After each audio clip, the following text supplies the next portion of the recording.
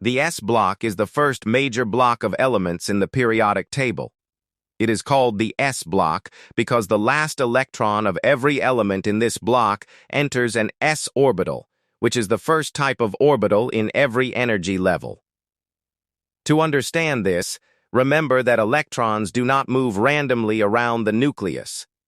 They occupy specific regions called orbitals, and these orbitals are grouped into different types, known as S, P, D, and F orbitals. The S orbital can hold a maximum of only 2 electrons. Since the outermost electron of every S block element is found in an S orbital, all of these elements are placed together in one block called the S block. This simple rule is the reason for the name S block. If you look at the periodic table, you will notice that the S block occupies only the first 2 vertical columns on the extreme left side. These 2 columns are known as Group 1 and Group 2. Every element in these 2 groups belongs to the S block. Although hydrogen is placed at the top of Group 1, it has some unique properties and behaves differently from the other Group 1 elements in many chemical reactions. However, because its electronic configuration ends in 1s, it is usually included in the S block. The first column of the S block is called Group 1, and its elements are known as the alkali metals. These elements are lithium, sodium, potassium, rubidium, cesium, and francium. All of these elements have 1 electron in their outermost shell, which is also called the valence electron. Their general outer electronic configuration is written as Ns. In this notation, the letter N represents the principal energy level or shell number, while S means there is 1 electron in the S orbital of the outermost shell. The second column of the S block is called Group 2, and its elements are known as the Alkaline Earth Metals. These elements are beryllium, magnesium, calcium, strontium, barium, and radium. Every Group 2 element has 2 electrons in its outermost shell. Their general outer electronic configuration is Ns, which means the outermost S orbital contains 2 electrons. The most important idea to remember is that the number of valence electrons determines why these elements are placed in these groups. Group 1 elements always have 1 valence electron, while Group 2 elements always have 2 valence electrons. This single difference controls almost all of their chemical properties, including how they react, the ions they form, and the compounds they produce. To understand this more clearly, let us look at a few examples. Lithium has the electronic configuration 1s 2s. The last electron enters the 2s orbital, so lithium belongs to the S block. Sodium has the electronic configuration 1s 2s 2p3s. Again, its last electron is in an S orbital, so sodium is also an S block element. Potassium has the electronic configuration 4s, showing that its outermost electron is still in an S orbital. Therefore, all of these elements belong to Group 1 because each has 1 valence electron. Now consider Group 2. Beryllium has the electronic configuration 1s 2s. Its outermost shell contains 2 electrons in the S orbital, so it belongs to Group 2. Magnesium has the configuration 3s, and calcium has 4s. In both cases, the last electrons occupy the S orbital, and there are 2 valence electrons, placing them in Group 2. The picture also shows small atomic models beside each group. These diagrams represent the arrangement of electrons in shells around the nucleus. In the Group 1 diagram, the outermost shell contains only 1 electron, showing that these atoms have a single valence electron. In the Group 2 diagram, the outermost shell contains 2 electrons, showing that these atoms have 2 valence electrons. These outermost electrons are the ones involved in chemical reactions because they are farthest from the nucleus and experience the weakest attraction. Valence electrons are extremely important because they determine how atoms react with other atoms. Atoms always try to become more stable by achieving a complete outer shell, similar to the noble gases. Group 1 elements can become stable very easily by losing their only valence electron. When they lose one electron, they form +1 ions, also called monovalent cations. For example, sodium loses one electron to become Na. Potassium becomes K, and lithium becomes Li. Because only one electron is removed, very little energy is required, making these elements highly reactive. Group 2 elements also try to achieve a stable electronic arrangement, but they must lose two valence electrons. When they do this, they form +2 ions, also called divalent cations. Magnesium becomes Mg, calcium becomes Ca, and beryllium becomes B. Since removing two electrons requires more energy than removing one, Group 2 elements are generally less reactive than Group 1 elements, although they are still quite reactive compared to many other elements. The position of the S block on the left side of the periodic table is not accidental. As we move from left to right across a period, the number of valence electrons increases. Since S-block elements have only one or two valence electrons, they naturally appear at the beginning of every period. After these first two columns, the periodic table continues with the P-block, D-block, and F-block elements. Another important point is that the number of valence electrons remains the same within each group, even though the number of electron shells increases as we move downward. For example, lithium has 2 electron shells, sodium has 3, potassium has 4, rubidium has 5, cesium has 6, and francium has 7. Although the number of shells changes, every one of these atoms still has only one valence electron, which is why they all belong to Group 1. Similarly, beryllium, magnesium, calcium, strontium, barium, and radium have increasing numbers of shells, but each always has 2 valence electrons, so they remain in Group 2. The flow diagram at the bottom of the image explains the relationship in a simple sequence. We start with the periodic table, then identify the first two columns, observe that the outermost electrons occupy the s orbital, and finally conclude that these elements belong to the s block. In other words, if the last electron enters an s orbital, the element is classified as an s block element. A simple way to remember this concept is to connect the group number with the number of valence electrons. Group 1 means 1 valence electron, and Group 2 means 2 valence electrons.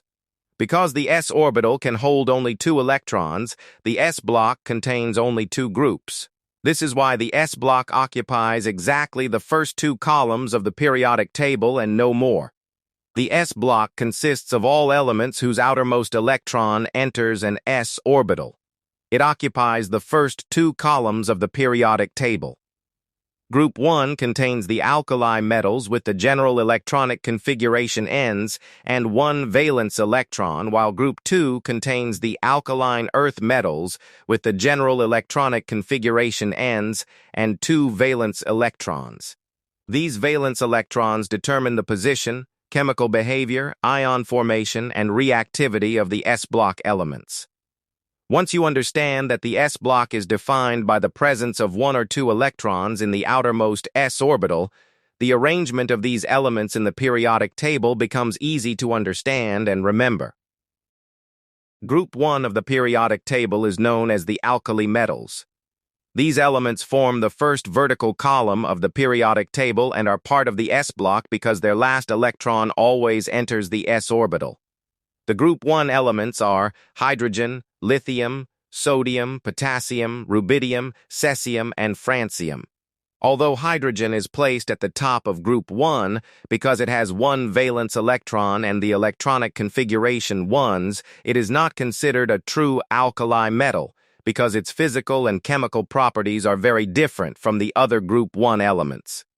The remaining 6 elements, lithium, sodium, potassium, rubidium, cesium, and francium, are the actual alkali metals. The most important characteristic of every Group 1 element is that it has only 1 electron in its outermost shell, called the valence electron. This is why all Group 1 elements have the general outer electronic configuration S. In this notation, N represents the energy level or shell number, whilst means there is exactly one electron in the outermost s orbital. Since the s orbital can hold a maximum of 2 electrons, group 1 elements have only half-filled outer s orbitals. This single valence electron is responsible for almost all of their chemical properties. The image shows the electronic configuration of each group 1 element. Hydrogen has the configuration 1s, which means its only electron is present in the first shell inside the 1s orbital. Lithium has the configuration 2s, indicating that after the helium core, 1 electron occupies the 2s orbital. Sodium has 3s, potassium has 4s, rubidium has 5s, cesium has 6s, and francium has 7s. Although the principal energy level changes from 1 to 7 as we move down the group, every element still ends with S, proving that each has exactly 1 valence electron. This common electronic configuration explains why all group 1 elements show similar chemical behavior. The atomic models shown on the right side of the image illustrate another important concept. As we move downward from lithium to francium, the number of electron shells increases. Lithium has only 2 electron shells. Sodium has 3. Potassium has 4. Rubidium has 5. Cesium has 6. And francium has 7. Even though the number of shells increases, the outermost shell of every atom still contains only 1 electron. This is why all group 1 elements remain in the same group despite having different atomic sizes. Because there is only 1 electron in the outermost shell, group 1 elements can become stable very easily by losing this electron. Atoms naturally try to achieve a stable electronic configuration similar to the nearest noble gas. Instead of gaining 7 more electrons, which would require a huge amount of energy, group 1 atoms simply lose their single valence electron. Once this electron is lost, the next inner shell becomes the new outermost shell, and this shell already has a complete and stable electron arrangement. As a result, group 1 elements readily form positive ions with a +1 charge, also called monovalent cations. For example, lithium loses 1 electron to become Li, sodium loses 1 electron to become Na, potassium becomes K, rubidium becomes Arb, cesium becomes Cs, and francium becomes Fer. Notice that every group 1 element forms an ion carrying a single positive charge because only 1 electron is removed. This is why the flow diagram at the bottom of the image shows the sequence. Group 1 is configuration 1 valence electron forms M-ion high reactivity. Here, M simply represents any metal in group 1. The ease with which group 1 elements lose their valence electron makes them highly reactive. Since only 1 electron needs to be removed, very little energy is required. This energy is called the first ionization energy, and it is relatively low for all alkali metals. As a result, these elements react rapidly with many substances such as water, oxygen, halogens, and acids. They rarely exist as free elements in nature because they react quickly with their surroundings to form compounds. As we move down group 1 from lithium to francium, the atoms become larger because an additional electron shell is added at each step. The increased number of shells causes the outermost electron to move farther away from the nucleus. At the same time, the inner electrons shield the outermost electron from the attractive force of the nucleus. This phenomenon is called the shielding effect. Because of this shielding, the nucleus cannot hold the outermost electron as strongly. Therefore, it becomes easier to remove the valence electron as we move down the group. Since the outermost electron is held less tightly in larger atoms, reactivity increases down the group. Lithium is the least reactive alkali metal, sodium is more reactive than lithium, potassium is more reactive than sodium, rubidium is even more reactive, cesium reacts extremely violently, and francium is predicted to be the most reactive member of the group. Although francium is rarely studied because it is highly radioactive and exists only in tiny amounts, its position in the periodic table suggests that it should be the most reactive alkali metal. Another important trend in Group 1 is the increase in atomic radius. Every time we move down the group, a new electron shell is added. This increases the distance between the nucleus and the outermost electron, making the atom larger. Therefore, lithium has the smallest atomic radius among the alkali metals, while francium has the largest. The increase in atomic size also causes the ionization energy to decrease down the group. Since the outermost electron is farther from the nucleus and experiences more shielding, less energy is needed to remove it. Lower ionization energy means the atoms lose electrons more easily, which directly explains the increasing reactivity from top to bottom.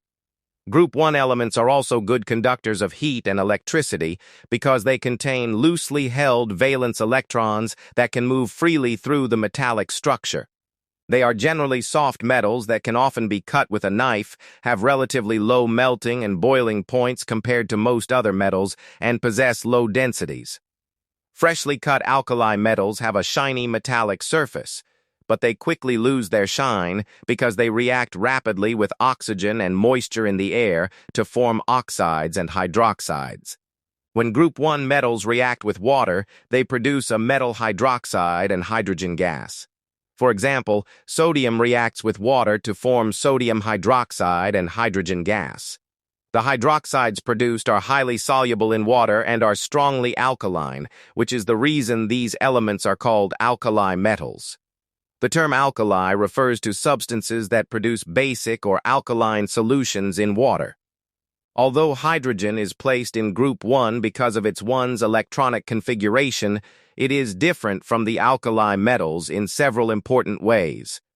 Hydrogen is a nonmetal, exists naturally as a diatomic gas, forms covalent bonds in most compounds, and can either lose or gain 1 electron depending on the chemical reaction.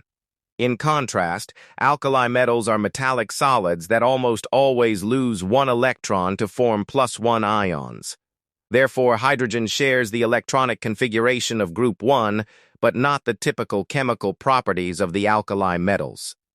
The key idea to remember is that the entire chemistry of Group 1 is controlled by 1 valence electron. This single electron explains why all Group 1 elements have the general electronic configuration Ns, why they form +1 ions, why they are highly reactive, why their reactivity increases down the group, and why they show similar chemical behavior despite differences in size and atomic mass. Understanding this one concept makes it much easier to understand the properties and reactions of all alkali metals.